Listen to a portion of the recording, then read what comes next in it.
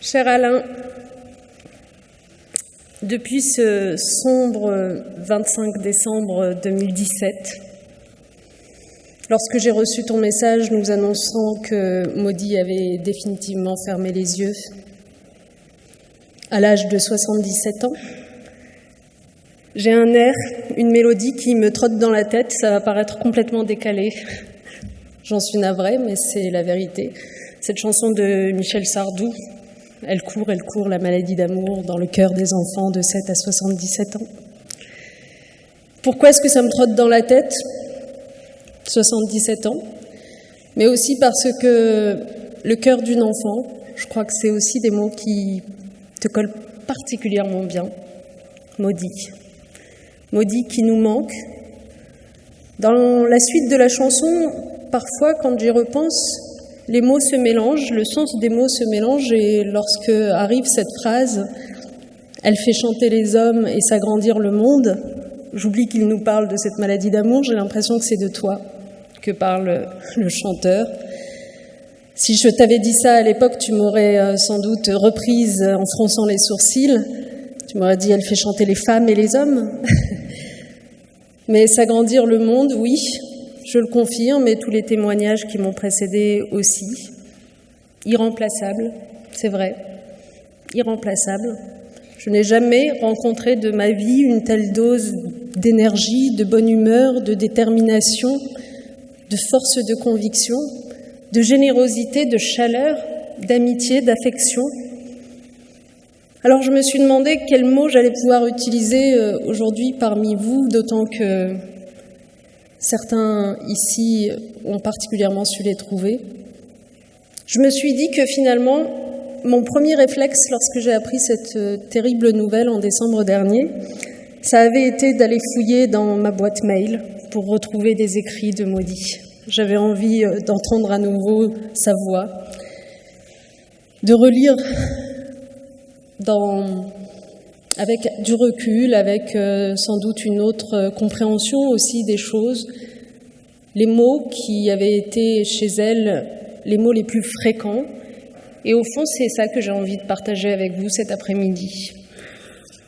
Parce que vous verrez que tout ce que l'on a décrit, ce volontarisme, cette insistance à agir encore et toujours auprès des ministères, auprès des institutions européennes, auprès des médias, on le retrouvait dans ce qu'elle nous envoyait. Pour ce qui me concerne, notre rencontre a daté de octobre 2012, la première fois que j'ai eu le plaisir de venir assister aux feuilles d'automne. Aussitôt, quelques jours après, elle m'écrivait quelques mots de présentation de l'association. Nous voulons être ouvertes sur la diversité, sur le partage, la solidarité.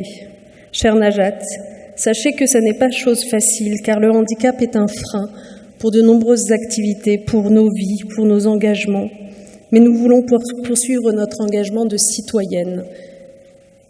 Nous, les femmes singulières, nous voulons être présentes partout afin de ne plus être invisibles.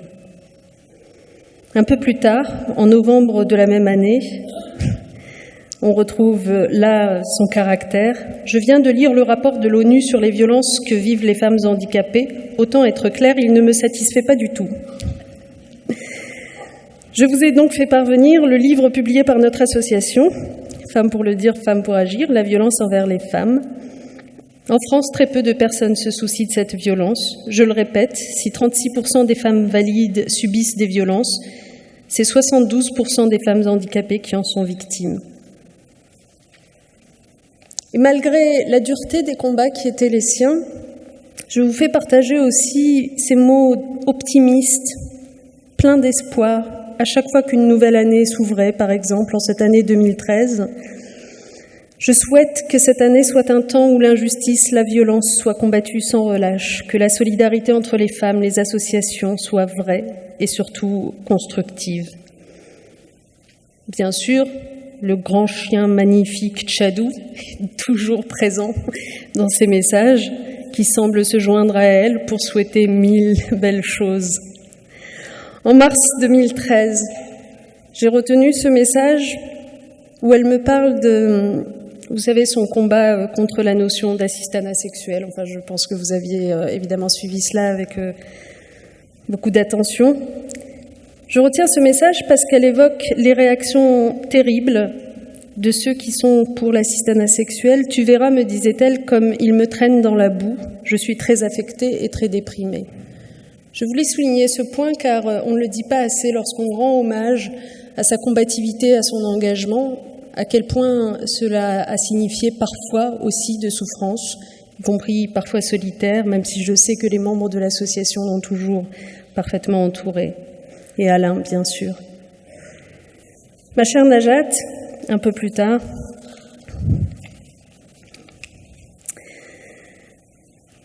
les violences subies par les personnes vulnérables nécessitent des mesures spécifiques. Alors nous voulons, j'adorais ce genre de message, nous voulons, suivi de plusieurs tirets, mettre en place une écoute téléphonique avec un numéro différent de celui de l'association, ouvrir une permanence d'avocats, créer un accueil, ouvrir une formation de bénévoles, etc., etc. Tu sais, les violences sont quelque chose qui empêche de dormir. 9 février 2014, autre tonalité. Un courriel, cette fois-ci, pour te faire partager notre immense joie. Nous voilà grands-parents. J'aimerais que toi aussi tu aimes notre petit Wyatt. Cher Wyatt, j'entendrai parler de toi, je ne sais pas s'il est parmi nous d'ailleurs, à plusieurs reprises par la suite. Je crois que tu as apporté beaucoup de bonheur à ta grand-mamie. Juillet 2014, bien sûr que de joie devant cette loi votée, car entre-temps il y a eu des réalisations. La loi dont elle parle étant la loi égalité femmes-hommes. Le combat n'est cependant pas terminé. Tu as vu que Marie-Arlette Carlotti, en effet, avait demandé à notre association de lui fournir un rapport sur 3 volets, à savoir les violences, mais aussi le travail, les soins médicaux. Alors voici donc nos revendications. Nous voulons la parité à l'embauche. Aujourd'hui, 22% de femmes handicapées travaillent pour 48% d'hommes handicapés. Eh bien, nous exigeons une obligation d'embauche de 6% de personnes handicapées dans les entreprises privées ou publiques, une obligation d'embauche de 3% de femmes handicapées, 3% d'hommes handicapés. Ce n'est pas le cas aujourd'hui. Eh bien, moi, je souhaite que la parité s'applique. Très bien. Comment voulez-vous résister à un tel ouragan ? Je note aussi, on est en septembre 2014, ça correspond pour ce qui me concerne à une période, comme en vivent parfois les femmes politiques tout singulièrement, c'est-à-dire une période assez brutale. Je note donc que ce jour-là, elle me prie de ne pas me laisser abattre par les pauvres gens qui ne pensent pas et qui sont limités dans leur cœur, et elle ajoute, en tant qu'enfant, puis fille, puis femme handicapée, j'ai vécu, je vis encore la bêtise, la méchanceté des imbéciles. L'important, ne l'oublie pas, c'est notre militantisme, notre engagement, notre amour pour l'autre, pour les femmes citoyennes en devenir. Encore un peu de Wyatt. Alors je dis, Wyatt a 11 mois, c'est merveilleux, l'enfant s'ouvre au monde, il est prêt à recevoir, mais encore faut-il savoir donner, en effet. En janvier 2016, un message de nouvelle année sur lequel je voudrais m'attarder un instant, parce que ces mots résonnent aujourd'hui. Que cette nouvelle année nous apporte dans le silence des bruits insolites, dans le chuchotement de la tendresse et dans la brise de l'amitié, l'émerveillement du changement.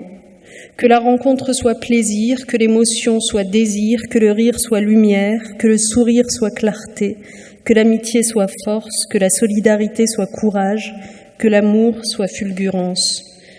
Que chaque regard, chaque main tendue soient ceux de la fraternité et de la liberté. Et puis enfin, ce message terrible datant cette fois-ci d'août 2017.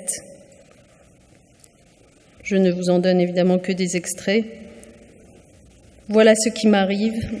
En avril dernier, on m'a diagnostiqué un cancer du pancréas avec 2 tumeurs sur le foie.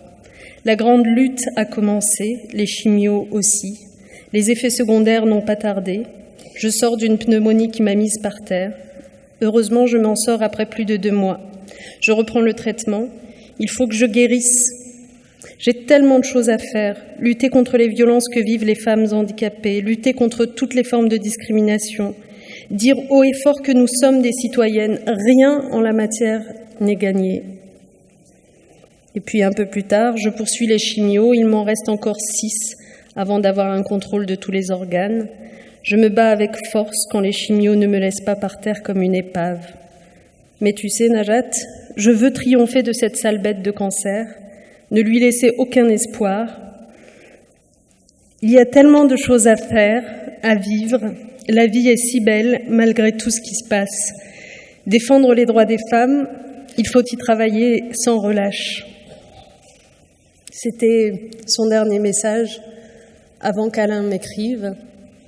Alors, cher Alain, cher Manoël, Marjorie, Wyatt, Johanna et tous les membres de Femmes pour le dire, Femmes pour agir, je veux vous dire à quel point Maudie me manque, à quel point elle nous manque et à quel point elle nous oblige, car être à sa hauteur n'a jamais été chose aisée et le fait qu'elle ait définitivement fermé les yeux n'y change rien. Merci beaucoup.